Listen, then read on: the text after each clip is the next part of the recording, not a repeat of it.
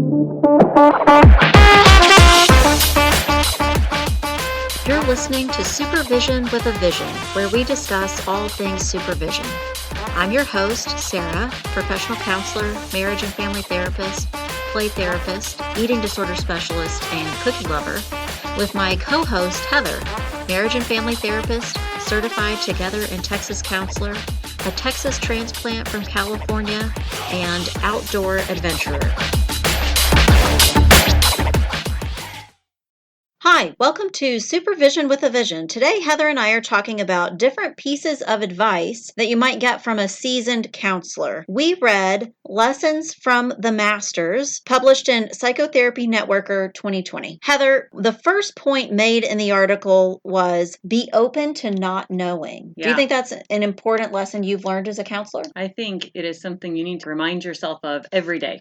Like you just don't know. You don't know what someone else's experience has been. You might be faced with topics that you're just not aware of or that you're not skilled in. I think when you put on the hat of a therapist, you need to be ready to be constantly learning. Even when you think you're an expert in an area, there's always new research. There's always new upcoming topics that come out of that. Yeah, I agree. I think the counselors that I know that have been counselors for a long time that I really admire and look up to are always interested in learning more. Right. Are open to new ideas, things that they haven't learned about yet. I'm really wary of a counselor who says that they know everything. That concerns me. I think that, I kind of worry that their decision making isn't grounded or could be founded in something that's no longer used, not current. Right. I think that can happen really easily if maybe they became an expert in something and only practiced it that way. They just are almost textbook with what they do without ever changing the textbook from 1990. Mm-hmm. You're not going to get anywhere if you're still stuck with whatever you learned in school. Yes. I have noticed a pattern in different supervisees that I've worked with right at the end of finishing a master's program. And then maybe again, year and a half after having finished, once they're practicing for a while, I see lots of new counselors panic a little bit and get worried and realize, I don't know what I'm doing. Right. I thought I knew something when I know nothing. Right. And I actually really appreciate those people. Well, I think it's awareness of knowing. I'm not as skilled as I could be. Mm-hmm. Then that gives you that opportunity for growth. It gives you that chance then to seize that and go research, go to another CE, go to something that you're going to get more information on. Mm-hmm. I guess, what you're saying also makes me think that part of what I'm appreciating in those supervisees is their acknowledgement of feeling of panic. Mm-hmm. Oh my gosh, I don't know. I've just scratched the surface. Right. I really don't know how to do this yet. Which, just right out of school or a year and a half in, you don't yet. Right. And that's okay. You're always going to have a first time with a client that comes in with something you haven't experienced before. Mm. That will continue to happen your entire career. Right. So yeah, you can't anticipate what every client will do every time. Right. I kind of love that about being a counselor. But it is very refreshing. Mm-hmm. Your days will not always look the same. Right. Your clients will not always interact with you in the same way. Heather, the second point in the article was walk your own path. What does that mean to you? Okay, so I literally see this as do your counseling how you're going to do it. Have some good guidance along the way. Don't be free fall everything. But if it works for you, then it's something you can develop. You have a way of interacting with clients with a certain diagnosis, and that seems to work with you. Continue that way. Mm-hmm. Continue to do therapy the way you do therapy. Find your own way of doing it. Don't feel like you need to be an imitation of everyone else. Right. You're not trying to do Freud counseling. You're trying to do Heather counseling. Right. I agree. I'm remembering a job that I had. I was kind of the counselor with creative ideas and games and toys and things.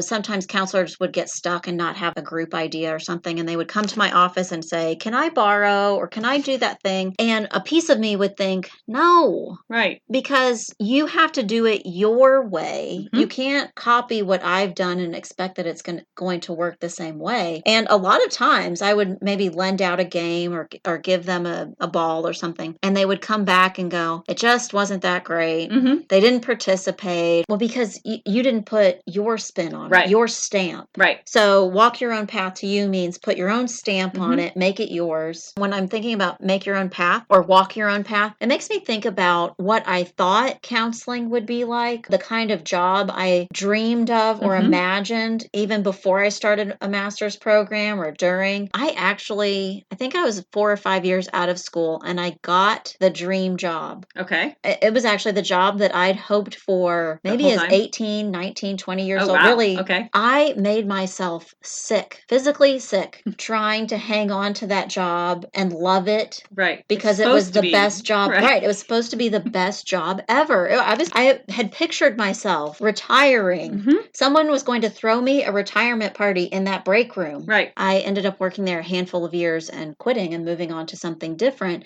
And I struggled with letting that job go. It was the best decision I could have made. Right. I felt so much better, even just 2 weeks later. Right. I could feel that my body was better Right. I after think having that's quit. important because sometimes what we think is the perfect path Mhm. takes a turn Right. that we have to be ready to flex on. Right. In that example, I thought I was making my own path, but I wasn't allowing myself to adjust or change Right. or dream something new. Heather, the third point, don't apologize for your boundaries. Do you ever catch yourself apologizing for boundaries? Not so much anymore. Mhm. I used to do it a lot more than I do it now. Mhm. But I think over time, life changes and alters along the way, and you come up with what your new boundaries are, what's important to you. Mhm. A couple weeks ago, we talked on a podcast about sometimes saying no is saying yes to something else. Mhm. And I feel like that's kind of been my little mantra in the back of my head for a while. So I'm better now. I don't have an issue apologizing for the bigger, more obvious boundaries. Occasionally, I'll question myself. I probably still stick to them pretty closely, but I will question and think about what feel like smaller boundaries. Oh, okay. An example would be kids chewing gum in my office. Oh, okay. It just really drives me crazy. I Right. get so distracted that Right. I can't focus on what we're doing or what we're Mm-hmm. saying. And so a long time ago, I started saying no gum in my office, totally for my benefit. Right. I think for some people, it's like self-regulating, so it Right. could even be positive for some people. But for me, it is so dysregulating Mhm.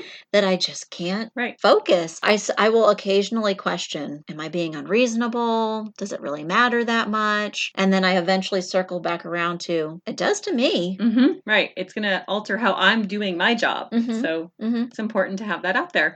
You said for the most part, Right. it's easy for you to hold a boundary. Can you think of one that maybe have a hard time with, or you at least reevaluate occasionally? I have clients I see at the dinner time hour, Mm-hmm. and I have a pretty hard and fast rule: no eating in session unless we're doing something like having a snack or something. The fast food coming in and out can be triggering to other clients I see. I try and say, if you need to eat, just eat in your car before you come in, and I'll, Mm-hmm. or eat in the waiting room. Even that's better than coming back into the office with your food. Mm-hmm. But of course, I see teenagers and kids that are sometimes hungry at the 6:30 appointment because they've been in school and then they had an activity and now they're coming to counseling. They're rushing from one thing to the next. Right. So you do sometimes think, what if they need food to feel Mhm. full, to be able to do therapy, Mhm. so I think there's sometimes push on me to go, oh, am I just silly about that? Mm-hmm. Every once in a while, someone slips in with something and I'm like, okay, well, Yeah. now here we go. Remember next time not to bring your dinner. Mm-hmm. I think sometimes I might reevaluate or start to question myself. And a lot of times someone will push the boundary and it will reinforce Right. Like why I thought the boundary was important. I'll think, yep, that's why. Right. That's why we need that. Right. Like leaving a group Mm-hmm. for whatever reason. And you might be leaving right when someone's saying something really Right. difficult for them Mhm. to say, and you get up and go to the bathroom. Right.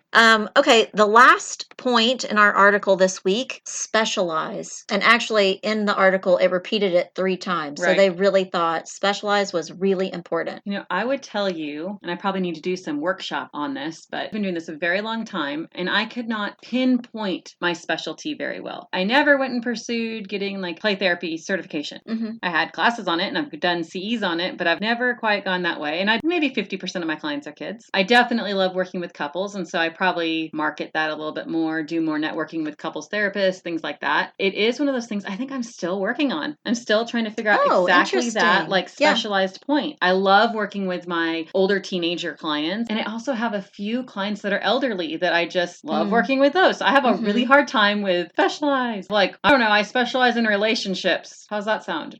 Well, why can't that be a It specialty? just seems very broad. I think their point Sure. was like really nail it down. I Like, don't know. Maybe we're going to find it today, Heather. okay, we're gonna work on But it. I do think what you're saying connects with the first point. Right. Be open to not Mhm. knowing. Mm-hmm. Maybe part of you occasionally thinks, well, why don't I know what it is? I Right. need to know what it is. And Right. then part of you thinks, I'm still working on it. Right. Process.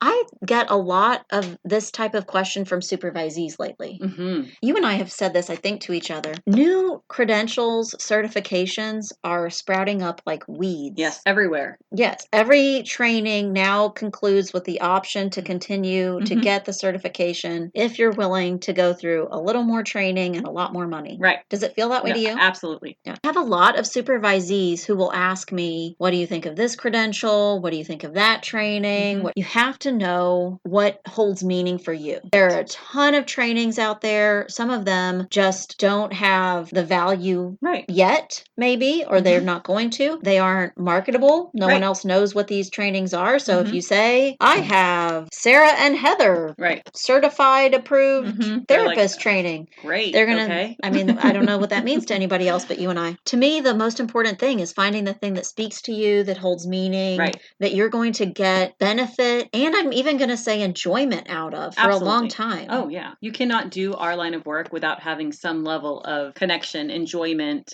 I have a couple of different credentials that aren't specific to me practicing. Right. The eating disorder credential, Mhm. play therapy. I've also done some trainings that I got interested in. I did for a little bit, learned about, and did not pursue Oh, the entire certificate. I've done that as well and gone, I mean, really, what is that bringing to me? Is the Mhm. value of how much it will cost really worth Mhm. this label? Mhm. I got the information. I have the knowledge now. I may even apply some of it with Mhm. supervisees or with clients. Mhm. But that doesn't necessarily mean that I'm out there wearing that. I would relate what you just said to getting a PhD. Okay. You could go down that road and spend a lot of time and money. Mhm. But I think in most cases, if you're not going to use the degree for the Mhm. focus that the degree holds, then you're just adding letters Alphabet soup. to your title. Do you really enjoy it? Do you really want to use the skill that you'll gain? I know my first day in doctoral classes, the professor asked the class, "Why are you here?" And we all kind of like giggled, like, nervous. Right. But he went, "No, really, I want you to write that question down, spend some time thinking about it, write down some thoughts right now, spend some time thinking about this." He let us do that. And then he said, if you're here because you want someone to call you doctor, Oh, it's just not going to be enough motivation. right. That's You're not going to just, hold enough. you're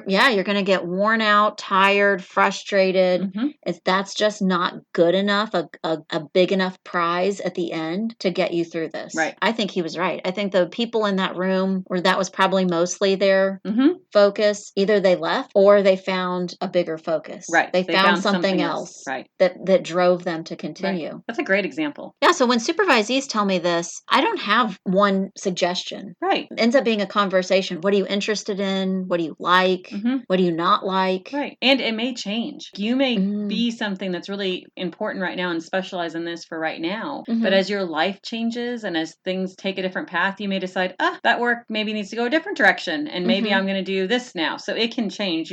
All of that knowledge is valuable knowledge. Do you think, not that we actually are going to find your specialty today, but do you think over time you had maybe a focus or a specialty and it's shifted? I would say that I used to be far more invested where I really thought I would only see children and adolescents at the beginning. And then over time it shifted just because I liked seeing couples. And then we had kids of our own. I still will not see kids the same age as my kids, too close. Now I really have found passion about my young adults and my older teens. And I love that. But I don't necessarily think that it'll stick forever. I would expect that will shift and change as my kids get older. I see myself doing that too. I think there was a time where I hadn't ever seen any young adults, college students, and had very little interest. And then I had a couple of young adult college students, and they fit my specialty either through eating disorders or something else. And I thought, oh, that's fun. Right. That's entertaining. Let's do this. Yes. Who knew? That makes me think. Really, what comes to mind is a college student, young adult, you get to explore sex the way that you cannot explore with a teenager or a younger kid, right? So they talk about it more openly and freely, and it's just a different dynamic. Right. You actually get the whole person a little deeper. So a specialty might change. That really fits with be okay with not knowing. Right. And you and I are saying a specialty has to really spark your passion.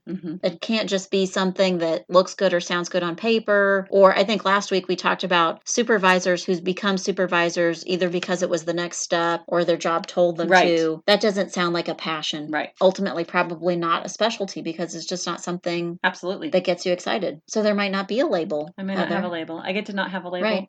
Or an age, like a group of people or an age range. It could be something I'm going to hold on to relationships. That's my specialty for now. What do you think? Where would that lead you? If that was your specialty, how could you get more specialized in that? Maybe I even have without even noticing it, but the CEs that I tend to pick are classes that are more on like new ways to engage with couples or blended families. I actually do love that work too. Those type things are usually the things that lead me to want more. I like that idea because if we all stuck to what other people thought were specialties, think of all the fields that would not have been explored. Right. Food for thought. Yes. Okay. Thanks today for listening to Supervision with a Vision. You've been listening to Supervision with a Vision. Head on over to iTunes to subscribe, rate, and leave a review. Be sure to check us out on Facebook and Instagram at Therapy Academy to join the conversation and get show notes. We'll be back next week with more Supervision with a Vision.